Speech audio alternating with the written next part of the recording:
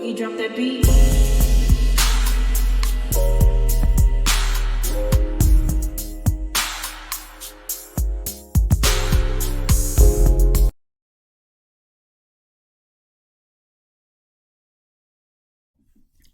Hi everyone, welcome to my channel, Talking Out Loud with Miss Talkative. Everything I say is my own opinion, alleged, and strictly entertainment purposes. Remember, I'm just talking out loud. Please like, share, subscribe, comment on the video. Let me know what you think.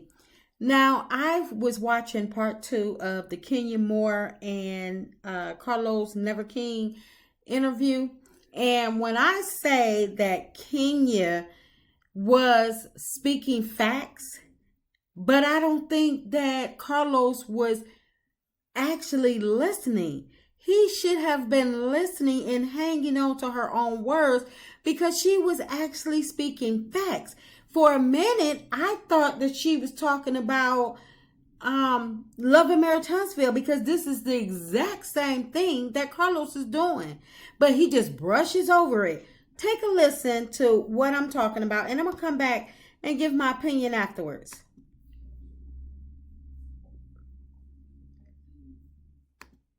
Until somebody had to produce the footage where she said it. To me, it's just like, no, if you're going to come and really show your life, show your life. We know the facts beyond the facts at this point. We don't have to even say it. The money cannot be verified. The dates cannot be verified. The timelines cannot be verified. But that's not what we're talking about. We're over here talking about candy in a restaurant. Then after that failed, then you're over here chasing me around restaurants that got conveniently cut out. Group scenes, all kind of scenes of mine conveniently got cut out. Storylines of mine got cut out. But somehow an angel with foster care scene turns up, and that makes the cut. Candace from Potomac said to me once that every season she feels like she's about to get fired, that she doesn't feel like I'm safe. I'm of course you want me back. I'm a good housewife. She is a good housewife. Do you feel like you're on the chopping block? I think if you ask the fans, they want me there. They see a need for me to be there. If I look at the history of how I have been treated on this show, your guess is as good as mine. But when you go out of your way, in my mind, to protect someone, the way that, the favoritism, whatever you want to call it, that's a problem. And it doesn't have to be her. It could be anyone. It would be a problem for me because you didn't do that for me. For how many seasons? I'm 11 seasons in, minus 1. You never did that for me. So no, and what's unfortunate is you have Nene, Portia, there's not one housewife who said Kenya wasn't necessary, is not necessary for the show. Mm-hmm. Every single housewife, your foes and your friends, have said at the end of the day, Kenya is necessary for the show. Nene said it recently. Mm-hmm. When we watched the show, I stopped watching this season. Mm-hmm. And it pains me to say that because I remember telling one of the producers when I left, I said, call me. Call me. Help, yeah. Call me. Yeah. If you need advice, call me. Yeah. I said, because I'm going to tell you right now, no matter what I do in this world, and I'm going to do a lot, and God has blessed me with so much, the Real Housewives of Atlanta will always be associated with me. And I like to be associated with some hot shit. Yeah. I said that show will always be my baby. So if you want to call me for some advice, you have called me for advice. Mm-hmm. Sheree has called me for advice. Mm-hmm. The list goes on and on. I'm not a hater. I want the show to be great without me. Of course you do. Yeah. When you went to the finale. Let me stop, because this fool here, he don't get it.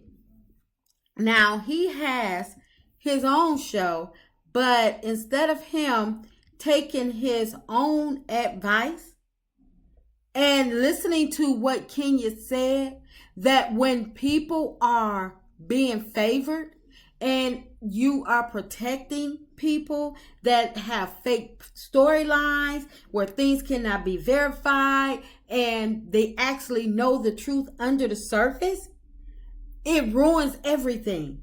And she's stating this is what is ruining Real Housewives of Atlanta. Now, we all know that she's talking about Marlo.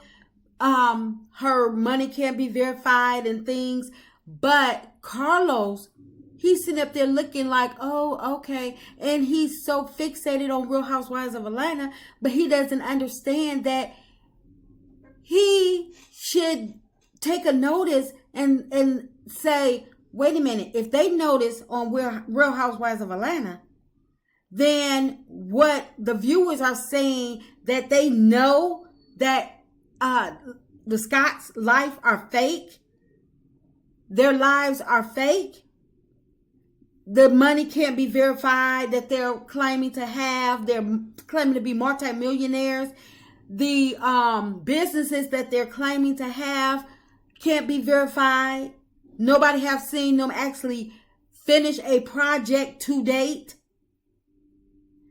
Even the kids line, the Scott's kids line, that was borrowed from somebody else's line, and she couldn't even come up with her own with her own ingredients, her own vision, her nothing. Nothing is of her own. Tisha has nothing to stand on of her own. Not a storyline, nothing. Everything is replicated from someplace else. She regurgitates everything somebody else does and just messes it up. But the thing is, Carlos does not get it that Kenya is giving him reality. She's spilling it over. And even though she's not talking about his show, he should take a listen to what she says, what she's saying, and say, you know what? People, I get it. I get it. Scott's, y'all got to show up. I never should have done this to begin with. How can you, Carlos, give advice when you're doing the exact same thing? You're protecting all of the Scotts. You're protecting Stormy. And you want Stormy to be, you're trying to push Stormy to the front line to be, to take Melody's place, when nothing of Stormy's can be verified. She has a business. We know she has a business. But Stormy she's not strong enough. And Stormy is a liar. She's a conniving person. And she's not business savvy. She's not a front runner.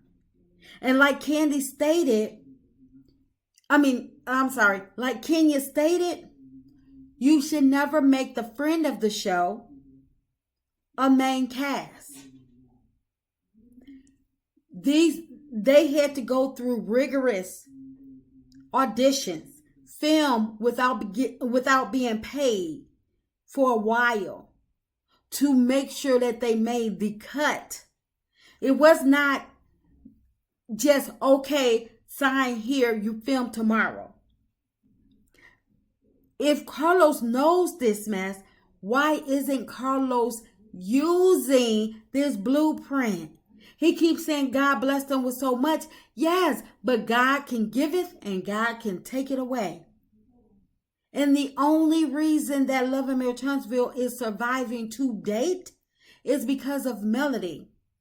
And Melody is being treated the exact same way that Kenya says that she's been treated, where the production is saying, I don't care that people are coming for you. But see, the difference is that what they're coming for Melody for is she should have been protected for this mess.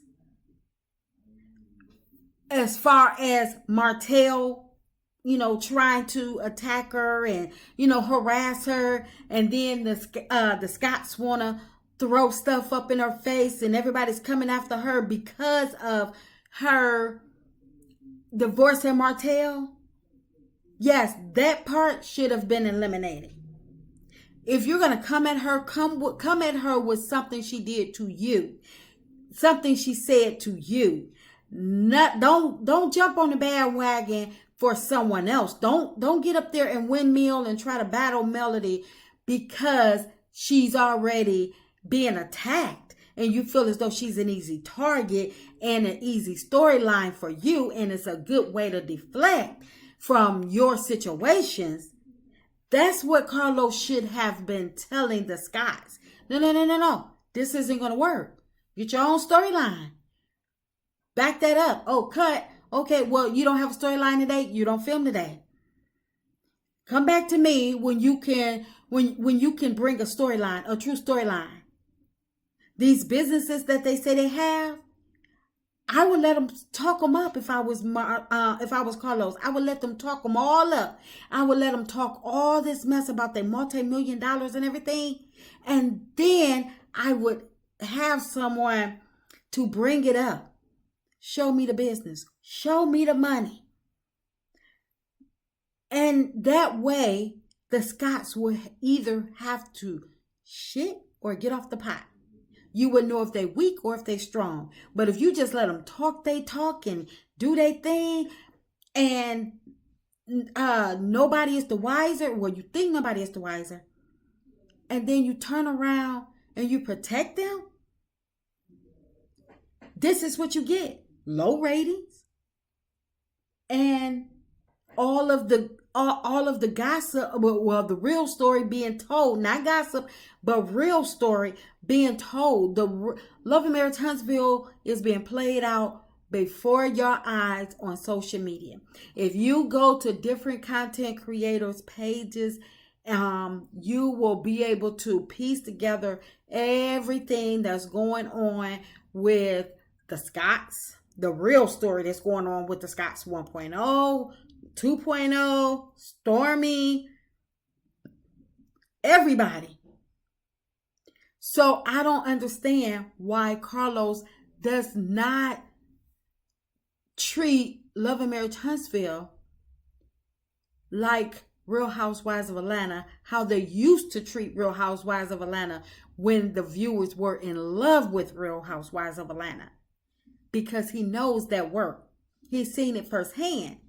He knows this bull crap ain't going nowhere, but he's trying to get ratings up there to compete with Real Housewives of Atlanta, and he wants his because he knows that OWN does not pay his people that much. But the thing is, he said that these people had their business intact. So because he wants to make it seem like these people are multimillionaires and stuff and they can compete with the Real Housewives of Atlanta, he give them that opportunity to run with these rumors and these ghost businesses that ain't nobody ever seen nothing done. But then he get mad at the viewers because they're exposing the Scots, Stormy. So you don't have anybody to be mad at but yourself and your cast. Because Melody is shitting all over you and your cast. And for that, she's getting the stepchild, the Cinderella treatment, where she's the golden, she's the golden egg. But the thing is, you don't want to let her shine.